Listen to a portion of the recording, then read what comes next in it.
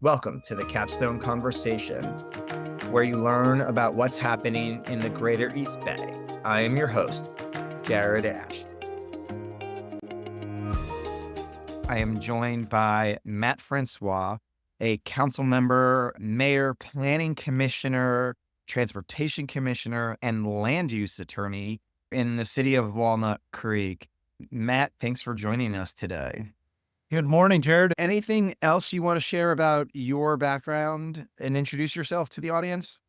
Part of my credentials I would want to include is I'm a proud father to two college-age children, Caroline and Andrew, and a loving husband to Samantha, and happy to be a resident of Walnut Creek for almost 25 years now.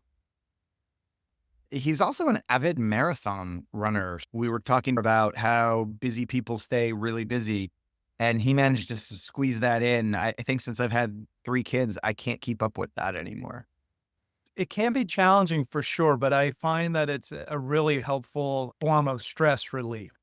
And those long runs when you're out on the Iron Horse Trail and can just zone out, like get some miles in, it feels really good afterwards. We want to dive in and talk about economic development and land use. What I like about your background is there's a lot of council people who've come from planning commissions or other commissions, not just in Walnut Creek, but throughout the Tri-Valley, Contra Costa, Solano region. But there's also people who don't know much about land use and how it ties into economic development. I want to start with, give us an overview of how you see land use as an economic development tool. It's a great question, and I've practiced land use law as an attorney for the last 25 years in private practice, representing developers, property owners, applicants in seeking approvals for residential, commercial, industrial projects throughout the state. And the trend that I've seen is that it's really key to not just be focused on what the general plan or the zoning allows. The process, how you get there, really matters. That's where having folks either through the chamber outside the city or inside the city in terms of an economic development department, working very closely with the planning department to convey the importance of time and money, because to an applicant, those two items are critical. While it may seem, innocuous on its face that you need a use permit or a rezoning, the key from the applicant standpoint is to have some assurances that entitlement will be granted at the end of the day and that they can get that entitlement in a relatively straightforward and timely manner. The two really work hand in a healthy, I think, municipality or local government agency. And certainly that's what we're striving for in Walnut Creek. Let's talk about that a little bit. I just got to attend a meeting of, I think, 14, 15 commercial brokers that the Chamber of Walnut Creek put on. A lot of the brokers were talking about that time to permits and how that hurts people. It was really that time and then the acknowledgement of, hey, if you do A, B, and C, you'll get your permit. But then, oh, wait, you did A, B, and C, but now you need to do Q, R, S. Can you Right. talk a little bit about those and how some of that really impacts business owners and how that can be improved within a city? Yeah, I think that's a really good question. Part embedded in that question is the need for cities, including Walnut Creek, to do a comprehensive deep dive into their codes and really do an examination from a policy standpoint. Is it really necessary that we require a use permit or some sort of discretionary approval for any particular use? Thinking of things that as innocuous as putting a ATM on the side of an existing office building or converting office to medical office, things of that nature, or moving to biotech or flex space. It's incumbent on cities, including Walnut Creek, to do that hard work in terms of let's look at our codes, which were written 10, 20 years ago, and find out, is this permit really needed? Or can we achieve our policy objectives through some other means? And if it's not needed, let's get rid of the permit requirement. But assuming the permit is needed, state law has provided a pretty good groundwork for this in terms of the Permit Streamlining Act and recent changes that have been made to state law. The Permit Streamlining Act puts a shot clock on a city's requirement to process a permit. The complicating factor is that the shot clock doesn't start running until environmental review has been completed. There's technically a shot clock on that, but it's hard to enforce. There's things that need to be done at the state level to streamline the process. And I think it could be helpful if all cities were on a level playing field and it's done at a state level. But what the state's also done is they've put a shot clock on building grading and demolition permits. Right now, that shot clock only applies to housing projects. I'm challenging myself and my colleagues. Let's put those shot clocks on any type of permit. We really shouldn't be drawing these distinctions. We should be striving to have this customer service mentality for any type of project that comes in the door and process it as quickly as we possibly can. What do you think from a policy perspective the state can do to help cities streamline that process throughout California?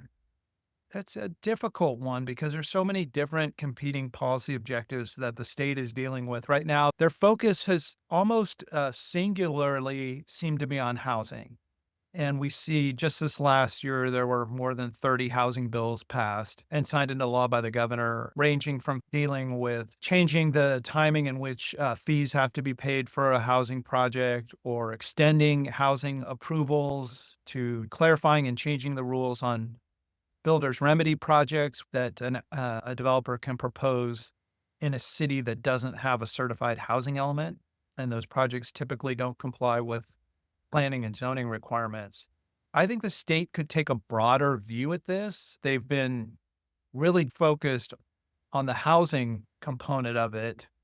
One could argue to the neglect of big picture insurance issues that the state is dealing with, but also high office vacancy rates. There was one bill this year, office conversion bill, that the governor did not sign into law.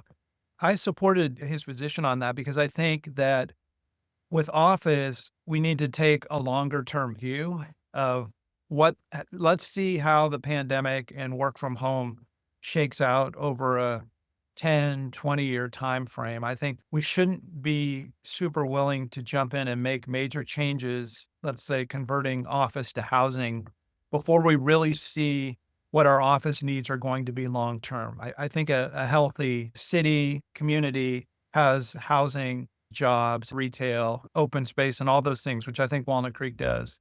I think that the state could be more of a partner, could look for opportunities to provide more amenities, more transit enhancements and improvements in office space, and take a broader view than just being focused on housing. We have economic challenges that transcend housing.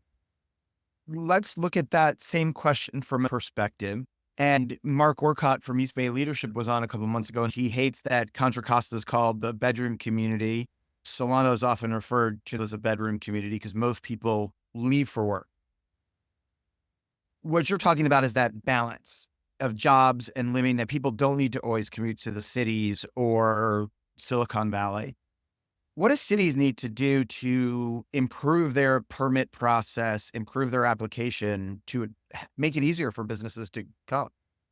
I think the work has started on it. I wouldn't say it's done. It's definitely a work in progress. I'm not here to say mission accomplished, but we've made some good efforts in streamlining the design review process to make the design review commission in the city of Walnut Creek advisory to the planning commission or staff. We've eliminated these multiple rounds of hearings and back and forth between the different entities. We still want architects involved in the process and advising on the look and feel and livability of buildings, but let's do a one bite at the apple type rule and then move it forward to the planning commission or staff to get the approvals done.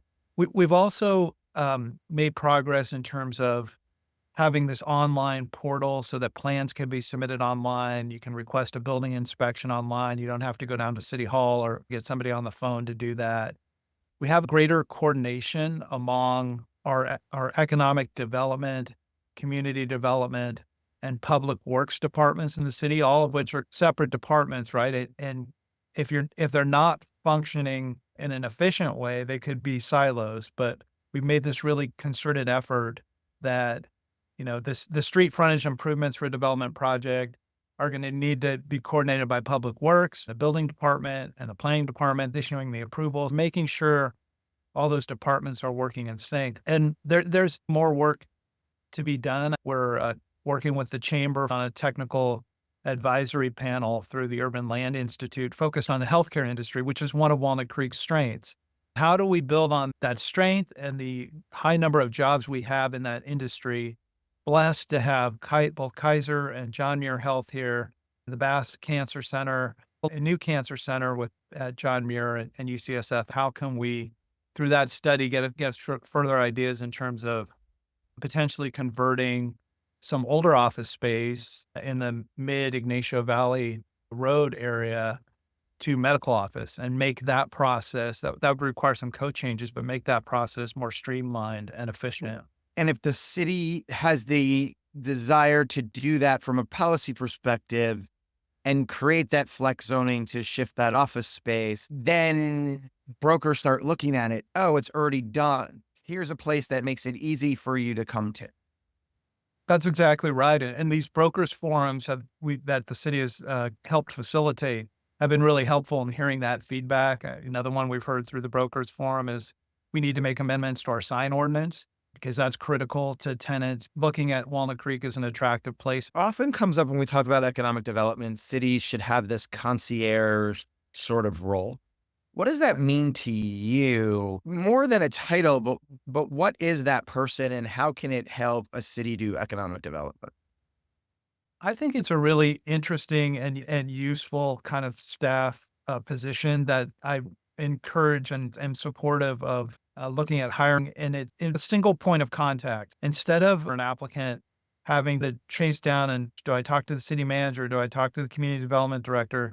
Do I talk to the public works director? Do I call a city council member? This is a single point of contact that someone would have whose sole job responsibility, I view it, would be to be a creative problem solver, to be a mediator to some extent when you have one department or one staff official taking a hard line on some things and seeing to what extent is there flexibility to address this problem in some other way. I think that role can be really key and critical because it would be obvious and transparent to be on the website. You would know that this is the person, this is the fixer, and this is the person you go to that's going to pick up the phone when you call and have 2 or 3 ideas for solutions and follow up and make sure that they're going to be engaged until the problem or the issue is solved.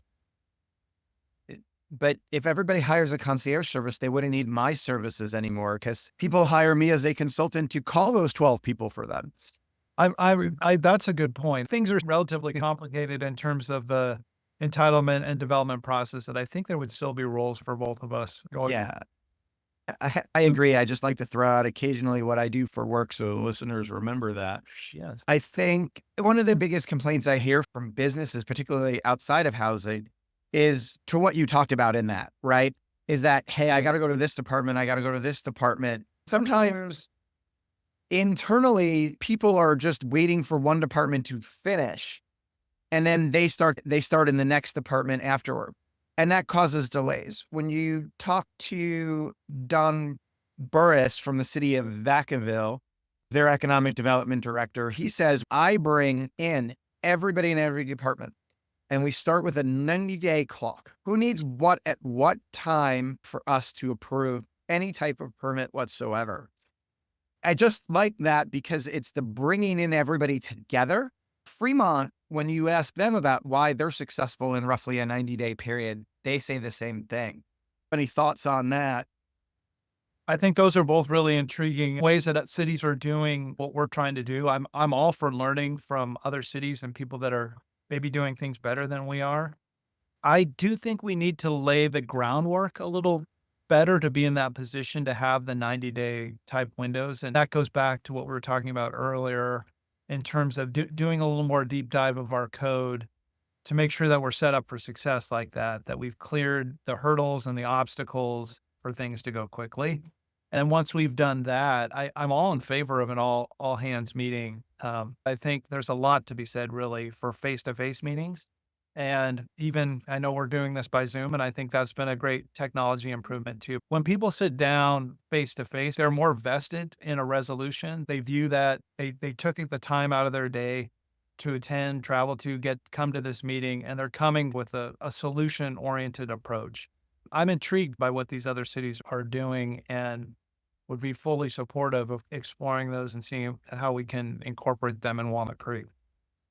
I was reading an article recently about the former city manager of Lafayette who was trying to bridge a gap on a housing project. And said, okay, everybody has to sit down. I'm going to have this meeting.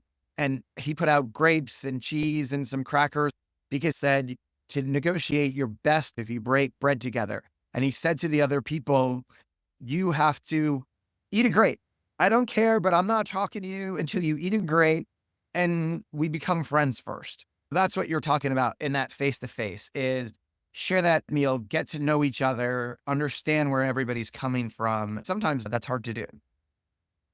I'm not saying every meeting needs to be that one, but I think there are a few key critical ones that really benefit, like these 90-day meetings that are being done in Vacaville. I'm sure they're being done in a conference room at City Hall. I think that's really key. And I like the idea of breaking bread together. I know I've been involved kind of as an attorney. Oftentimes the projects will require community meetings and have found that they tend to go better if there are refreshments provided. And especially if you can meet someone face to face, I think the tone and the approach is much different than it can be online or through email. Definitely.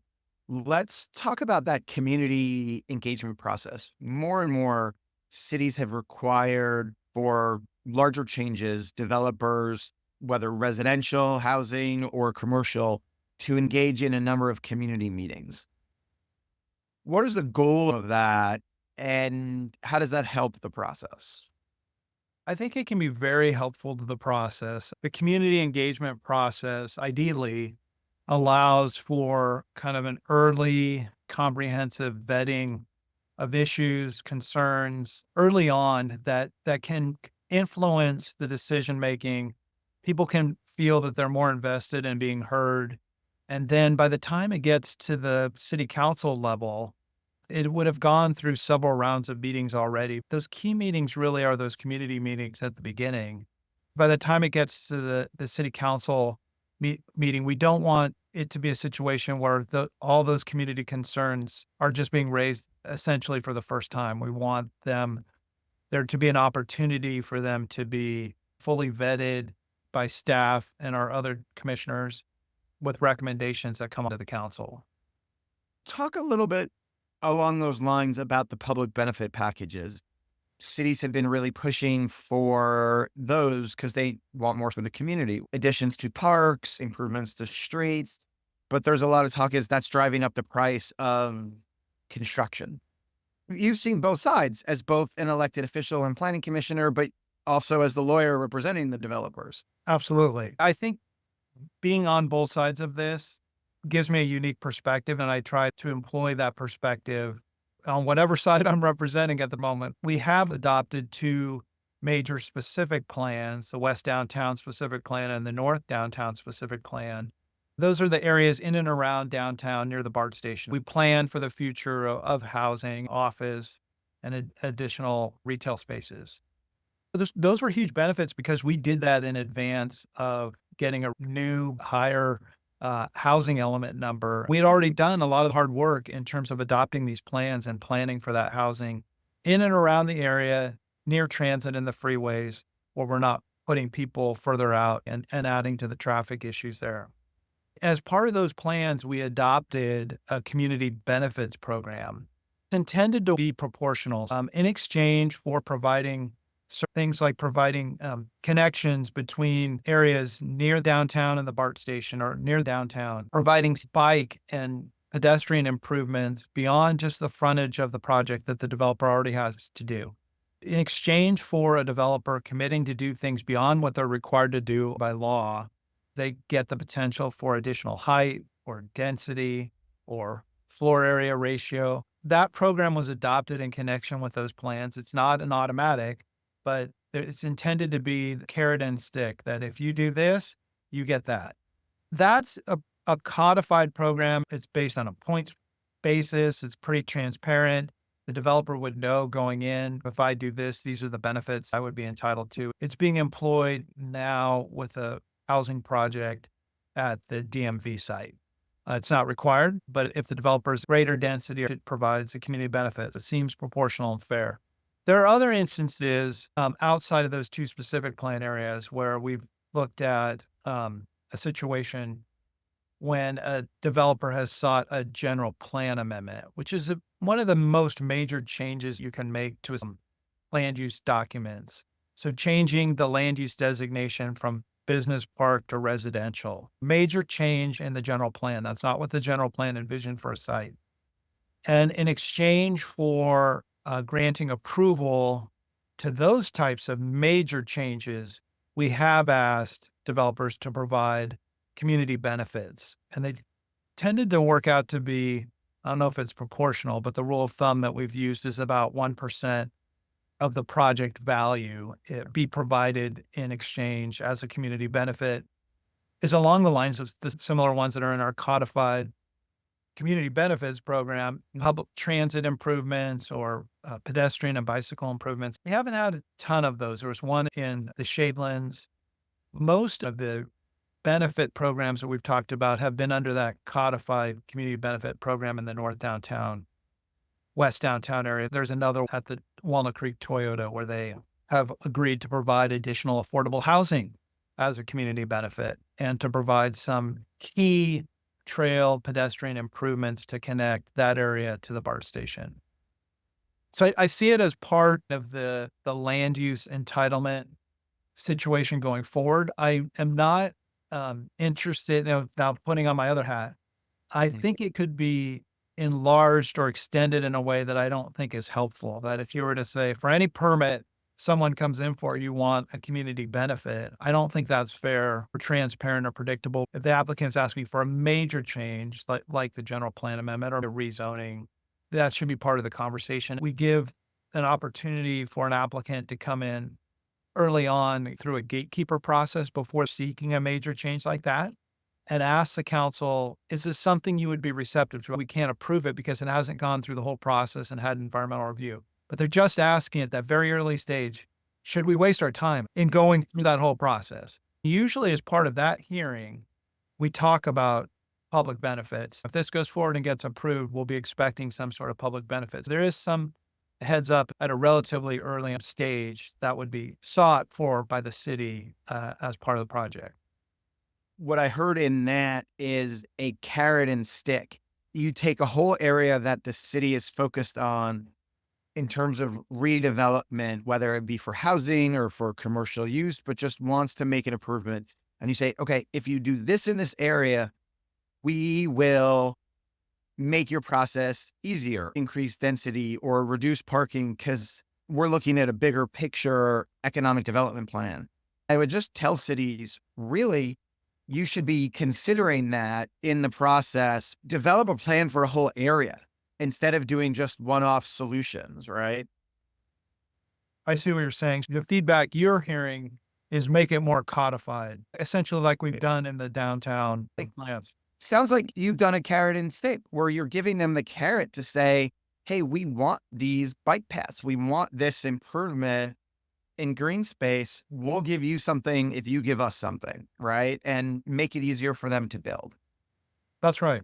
Let's talk about CUP and AUP. First, define for people, what is it and why one versus the other?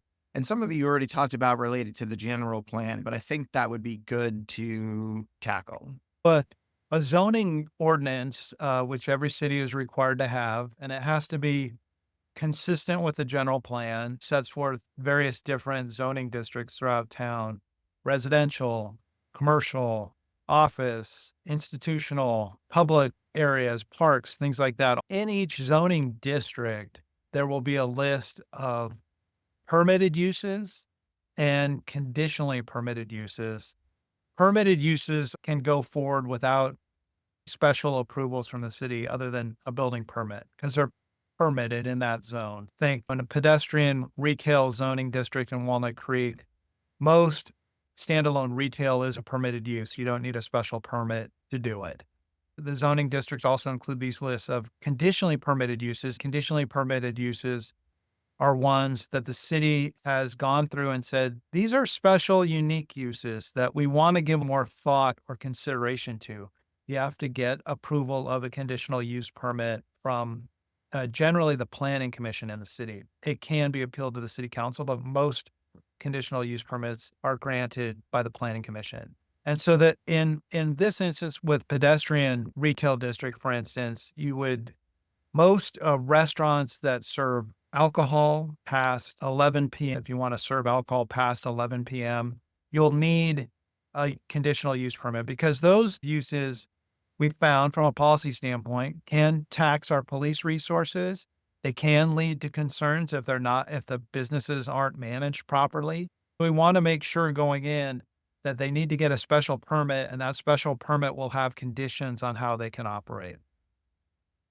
An administrative use permit is a lesser conditional use permit. It's still a special permit, but generally those are ones that can be granted by staff. For instance, we had an applicant who was interested in doing an electric vehicle showroom in the pedestrian retail area where it's not necessarily identified as a permitted or conditionally permitted use. Looked at that, examined it, and determined it would need this kind of special permit. I don't believe it was an administrative use permit, but it was not a conditional use permit either. There's varying different levels of permits, and they generally require more time, more energy, more effort, and more hearings before you get the approval to do what you're seeking to do. And from an economic development standpoint, how should that be looked at? If cities are looking to improve their code and make changes to attract more businesses to places in the greater East Bay, what are some lessons you've learned to improve that process? I think there's an opportunity to be very selective in terms of the uses that really do require that extra energy and effort and potentially draw on city resources that we want to be careful about. And primarily are only a handful of those types of uses that we have to be that concerned about that we need to require the special permit.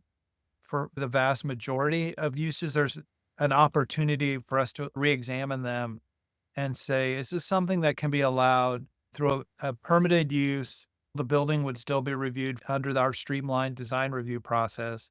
But is it something we need to subject to this special permit process? I didn't see any downside that it would have any noxious uses or tax resources. If anything, it would create the potential for a lot of sales tax revenue, which would be great for the city. In an area where we already have pedestrian retail, it's very consistent with our sustainability goals and the direction we're all going, especially in the state and hopefully in the country, kind of all electric, reducing our carbon footprint. It checked a lot of boxes. And I think for uses like that, we shouldn't be concerned. We should allow them to go down a more streamlined, permitted approach.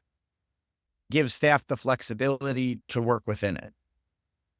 Yeah, and that is a key part, Jared, because in going to other cities, I've seen instances where staff does not feel empowered to do their job and feel compelled to bring almost everything to the city council for fear they're getting out ahead of the city council or sticking their neck out in a way that's not politically palatable. I don't view Walnut Creek that way at all. There's probably other ways we can improve it so that staff is even more empowered. But I'm in support of that. I think that the council, when it's functioning well and in a healthy manner, we're essentially volunteers. We do get a stipend. I want to make that clear. It's essentially a volunteer role. The tasks and duties should be more high level in terms of providing policy guidance and perspective, feedback from the community, certainly, because that's why we're elected to be representatives, but to let the day-to-day work be done by the 350 or more great people that work for the city of Walnut Creek. Let's lay out a case study where cities are limited, that you may not want something, but it's already zoned for that. What do cities do in that case? I know you've had a controversial in Walnut Creek recently. You could use that as a case study. or talk about it. Sometimes land use works against cities. Yes, you're right. There are instances where the zoning and the planning allow a use, and we don't have discretion to say no to a project. That's certainly becoming more and more of the case with housing projects. And I don't think these laws are directed at Walnut Creek because we've always been the type of place that has tried to do our job, plan for the future, and recognize that we have an obligation not only for ourselves but to our children, our grandchildren, to create a community where people can afford to live here. Everyone can afford to live here. We don't want just professionals living here. We want everyone to be able to afford to live here. I think we've tried to lay the groundwork for that. There are certain instances where we don't have the discretion to say yes or no. And what's interesting on that is, and I think one of the key lessons learned may be that there's a lot of importance that goes into considering and adopting zoning ordinances, a planned development ordinance, for instance, that might govern a shopping center. And when that's adopted and the planned development ordinance says a restaurant with takeout services is allowed, the city has made that policy decision in that zoning district and can't say no. If it did say no, it'd be at risk of acting in an arbitrary and discriminatory manner because it set forth the rules of what was going to be allowed in that zoning district. If an applicant comes forward with a use that's consistent with the uses that are allowed in that zoning district, the city doesn't have discretion to say no. It does have an obligation to make sure the impacts are addressed. But assuming it has the studies and has done the due diligence and the work and confirmed to the best of its knowledge that the impacts are being addressed, then the city doesn't really have the discretion to say no. Through careful planning and zoning and making sure we're not putting incompatible uses next to each other, we can resolve a lot of these issues and concerns. There will still be projects, though. We've had a couple over the last few years. One was the restaurant project that you mentioned. One was a housing project that was technically in the county and approved by the county, but required a point of access through the city. There'll still be issues like that, and we'll continue to do the best we can to be as transparent and predictable, not only with the property owners and developers, but with the public. Anyone should have access to what the zoning rules are and to see online, okay, this is an allowed use. So it's the city can't say no to it essentially, and just has to make sure that the impacts are addressed. This will air just after the 2024 elections. What advice do you have for a new council person coming in, not just to Walnut Creek, but anywhere in the East Bay? What should they be looking at or what should they know regarding land use? Great question, especially for a new council member who maybe didn't come from a planning commission background. I think that I and several of my colleagues on the council did and had that advantage. We have others that came from transportation and arts and have that advantage. The issues that you're dealing with are so broad that I would say come in with an open mind, be willing to learn. A former council member, Kish Rajan, explained it to me that serving on the council is like getting a PhD in municipal governance because there's so many things and factors in different parts of the community, city governance that you need to learn going in. And I would say come in with an open mind, learn as much as you can that first year. It definitely will be drinking from a fire hose, even if you've been involved in the process before. And I highly encourage people to get involved in the process first before running for council, because I think it gives you a good framework and a base. You're set up for success if you have a good understanding of at least one part of the city before you ask for a promotion to the city council.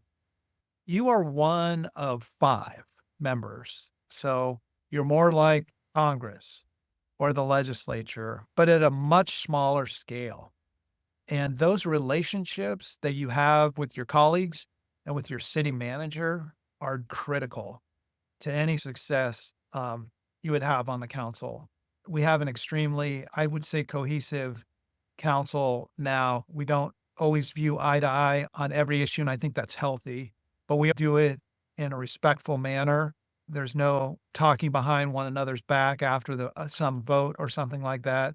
We do that sort of discussions in council before the public, and we do it in a respectful manner, but recognizing that being one of five requires you to have good ideas, but also be able to convince the others on your panel that they're good ideas and that hopefully they're everyone's ideas, not just your ideas, and that you can all get behind them and try to make them a reality. I think that's a great tip. And it just goes back to what you were talking about with an economic development team and different teams from the city. Meet in person, build a relationship, work towards solving problems together. Absolutely. Anything else I should be asking you before we head out? No, it's just been a real pleasure to be on today. Thank you for asking me to participate. I've been watching your interviews online. I'm super impressed with the number of people you're reaching out to and the information that you're making available to the public. I am appreciative of the work that Capstone's done in the Shadelands Business Park in terms of helping us turn the corner and recreate and rebrand the park. It's really exciting what's happening out there. Thank you for the opportunity and the good work you're doing there and on our Transportation Commission. Matt Francois from the city of Walnut Creek. Thanks for being here. Wait, don't leave yet. Hit subscribe. Make sure you get the weekly updates. We have a new episode every Wednesday for stuff happening in the East Bay. In the meantime, follow me on LinkedIn, Jared Ash, or check out our firm where we have a weekly newsletter and blog at Capstone Government Affairs on LinkedIn. Thanks for joining us today on the Capstone Conversation.